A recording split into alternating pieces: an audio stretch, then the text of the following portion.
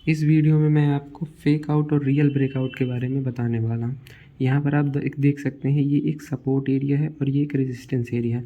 तो आपने मार्केट में देखा होगा, जब भी प्राइस सपोर्ट एरिया को ब्रेक करता है तो आप लोग क्या करते हैं कि एक बड़ी रेड कैंडल देखते ही उस पर सेल साइड का ट्रेड बना लेते हैं बिना कैंडल के क्लोज होते हुए, और वो कैंडल हैमर में कन्वर्ट हो जाती है, जिसके कारण यहाँ प्राइस ऊपर चला जाता है। और इसी एरिया को, जहाँ पर हैमर बनता है, उसी एरिया को हम कहते हैं लिक्विडिटी।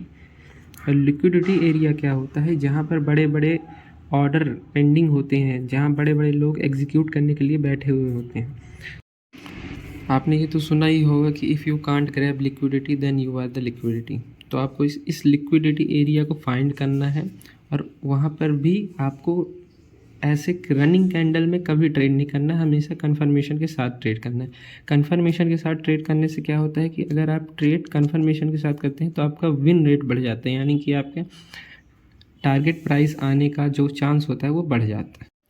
तो रियल ब्रेकआउट के बारे में अगर मैं आपको बताऊं, तो यहाँ पे आप देख सकते हैं कि ये एक सपोर्ट एरिया है और ये एक रेजिस्टेंस एरिया है।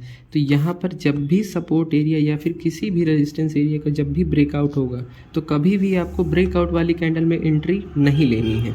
आपको हमेशा कन्फर्मेशन का वेट करना है, क्योंकि अगर ब्रेकआउट रियल है, जेन्युइन ब्रेकआउट है, तो वो हमेशा कन्फर्मेशन देगा आपको। अगर कोई भी एरिया ऐसा ब्रेक हो रहा है तो वो एक बार रिटेस्ट करने इस जगह पे वापस ज़रूर आएगा, उसके बाद ही ऊपर जाएगा।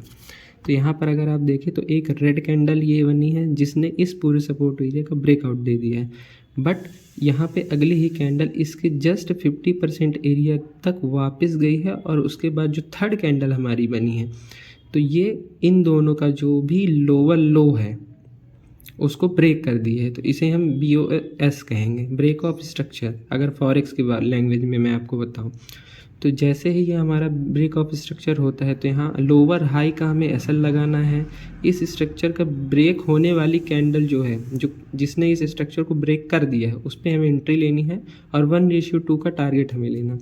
यहाँ पर हमें कन्फर्मेशन मिल गया है कि ये एक नया लोअर लो बना रहा है। कन्फर्मेशन में ट्रेड करने से क्या होता है कि हमारा विन रेट जो है वो बढ़ जाता है।